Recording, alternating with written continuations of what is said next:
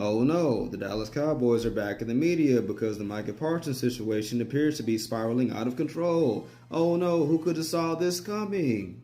Literally anybody with a pulse. According to a bombshell news report just released by Dianna Russini on her X account about an hour ago, the relationship between Micah Parsons and the Dallas Cowboys appears to have deteriorated drastically, with Dianna reporting that Micah is considering taking drastic measures which include severing his ties with the team.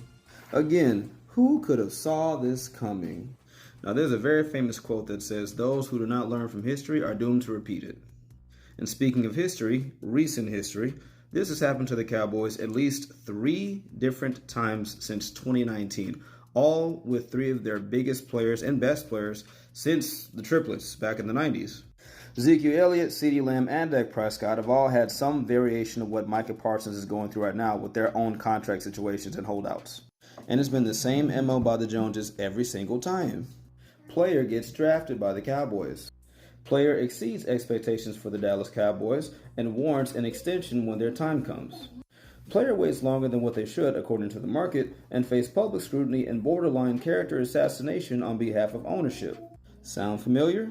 It happened all over again very recently at a press conference at the Dallas Cowboys training camp.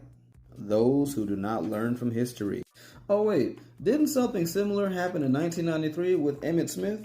Now, to be fair, in 2023 he sat down with the Pivot podcast to clarify that it wasn't a contract holdout that kept him out those 2 games in 93. It was the fact that he was a restricted free agent and no one offered him a contract independent of the Cowboys. But still, it doesn't matter because that means the Cowboys still did not proactively offer this man a deal before the time came. Now, the even crazier part is that the misconception is that the Cowboys are cheap and don't pay. But if you look down low, according to this chart from Spot Track, they do pay. And again, right here, they paid tight end Jake Ferguson, congrats by the way, they paid tight end Jake Ferguson a 4-year, $52 million contract just as recently as July the 27th. So what's the problem? Look, the reality is Micah Parsons has been one of their best players since the 90s. Right up there with and even arguably exceeding the likes of Zeke, Dak, and CeeDee.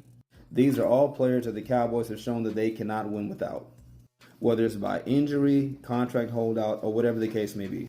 The Joneses can say whatever they want to behind microphones at a press conference, but the reality is with every passing day and with every word spoken by those two, they're losing equity more and more. And at some point, you're going to run out of Hall of Fame talent to do this with.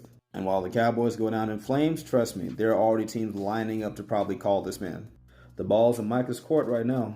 Cowboys, stop blowing it.